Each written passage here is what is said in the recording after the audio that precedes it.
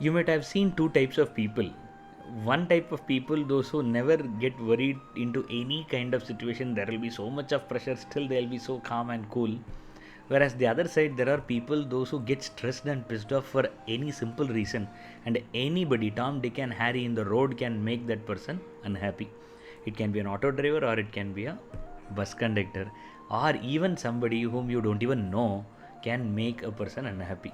So these kind of two types of people we can see in the society, and I am going to give you the secret how one person cannot get disturbed at any situation, and that is what we are going to see through an amazing story. Never ever miss this story. This story is going to change your life fundamentally. So this story happened 5120-30 years ago in Kurukshetra, which is in Haryana, Uttarakhand, near Uttarakhand, Haryana, where Mahabharata Yuddha happened.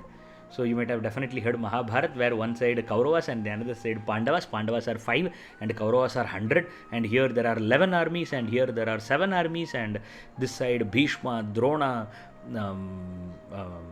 Duryodhana, Shalya, Karna, all were there, and this side Panchapandavas, Krishna, and few others were there. But still, this side team won, and this much we all know. But something which I am going to tell you, most of you or many of you don't even know. So let's listen to the story.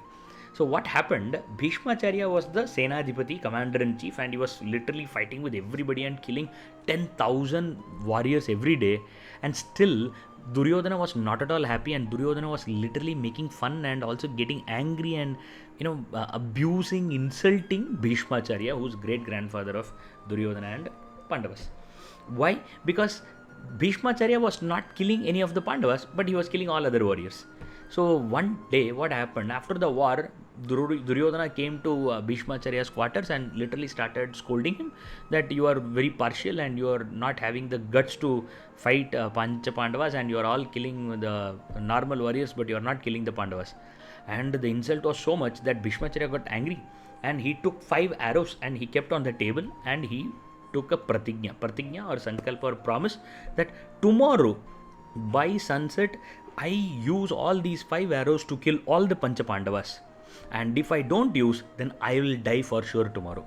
And this was such a bold promise where everybody were so shocked except one, who Duryodhana. Duryodhana was super happy. That is what he was expecting, to kindle him so that he'll get intrigued by his anger and he will take some promise like this. Now Duryodhana was so happy, Duryodhana went home happily. But all the others, those who heard and saw this kind of an anger from Bhishmacharya, everybody got scared, and the news went like wildfire around the army, both sides. And everybody came to know that Bhishmacharya took such a pratigna, such a promise, and tomorrow Pancha Pandavas are going to die for sure.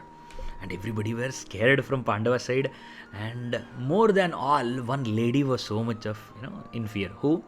Draupadi, the wife of Panchapandavas.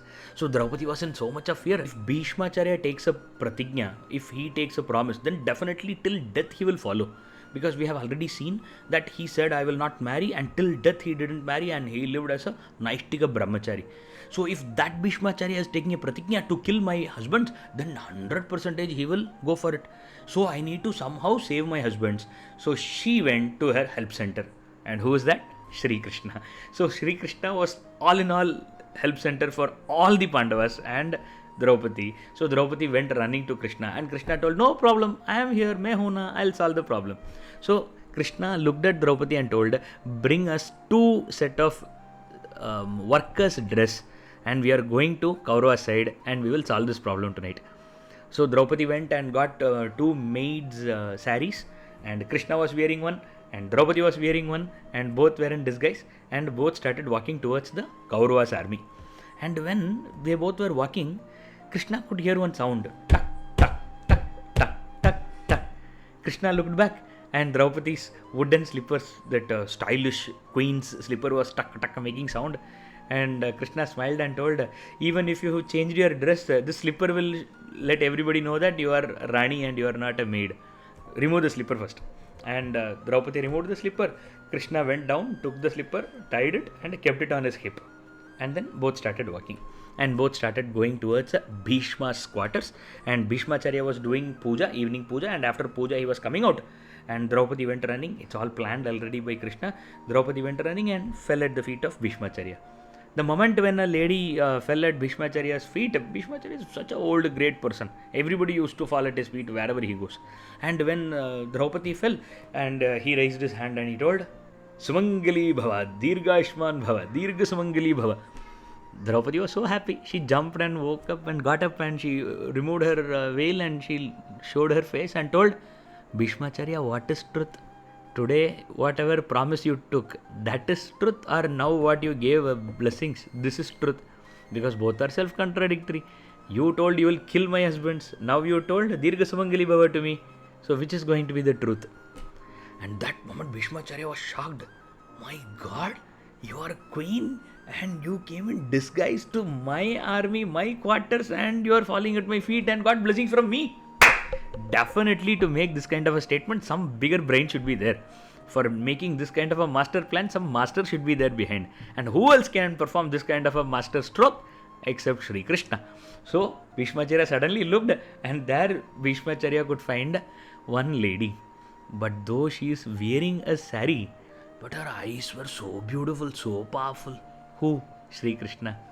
And Bhishmacharya started scanning, and Bhishmacharya also saw one bundle and the slippers, two corners were peeping out. Bhishmacharya could see through what had happened. She was not wearing slipper and he was having a slipper in her hip, and that lady is not lady, that lady is Sri Krishna. And other than Sri Krishna, nobody can make this kind of a master move. Bhishmacharya was so comfortable and so happy and told, my dear daughter, why are you worried?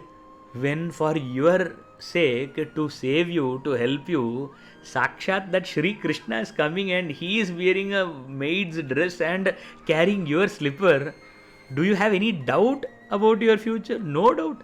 Not one Bhishma. Even if 100 Bhishmas come, your happiness can't be disturbed when Sri Krishna is next to you. So don't worry. You will be Dirgha Sumangali. Draupadi was so happy. She jumped around and went straight to the quarters to tell her husbands. And when she went there, she was shocked. Why? Because all the Panchapandavas were sleeping, and they were sleeping so comfortably that she got literally angry. For your sake, I am doing all this drama and I am in disguise and Maruveshanam and doing all these things, and you guys are careless and you are sleeping. So she woke up all of them, and all woke up and said, oh, what happened? Why are you waking up us? Then Draupadi got angry. Do you know that? Yeah, we know that he took a pratigya that he is going to kill us tomorrow by 5 arrows. And you are sleeping comfortably. Don't you worry about this? At that time, Panchapandava smilingly told, when we have give up all our will to Krishna and we have fully surrendered to Krishna, then why should we bother about our life? It is Krishna's responsibility to take care of us. So why should we worry? Let Krishna worry. We are not going to worry. We are going to comfortably sleep. Whatever comes, we will accept. Samajh gaya baat? That is what is the secret of happiness. Everybody's life is going to have death. Everybody's life is going to have disease. Everybody's life is going to have fluctuation. Mental fluctuation, financial fluctuation, emotional fluctuation, intellectual decision-making fluctuation. We all are human beings. We all are part and parcel of everything. And we all are same. Narendra Modi, me, my housemaid, and any other creature on this planet, all are undergoing same problems. Problems are inevitable. Even when Rama lived here, he also had a problem. When Krishna lived here, he also had a problem. Buddha lived here, he also had a problem. Everybody in this planet, whoever gets a birth, will have problems. So the problem is not problem. The problem is how you face the problem. And here, this story gives you a very big secret, that if you know this method of giving up your problems to God, and you can be so cool and happy and comfortable in your life, so that you no need to worry about your problem. Your Ishta Devata, your favorite God, will take care of you, and it is their problem, not your problem. And to have this kind of Sharanagati, to have this kind of a devotion, that is what is the problem. And once we get that, we will not have any other problem. And to even understand this needs so much of compassion, so much of grace, so much of patience, so much of maturity. And once a person understands this, then the route is very clear. Because you know that you need to give away all your problems to your Guru. You need to give away all your problems to Ishta Devata. And once you do that, your life will be bindas. You will not have any problem. And it is their problem to take care of your problem. And you can be so calm, cool, and happy. Isn't this story beautiful? I want a small help from you. I want you to spend at least 5 to 10 seconds on your Ishta Devata. Ishta Devata, favorite god or goddesses. And if you have Guru and your Guru is your favorite, then you can keep your Guru itself. And I want you to think about them. And I want you to comment your Ishta Devata's name in the comment box. And when you comment the name of your god or goddesses, I want you to think that hereby my all problems I am transferring to my Ishta Devata. I want to type all these things like this. Will you do that?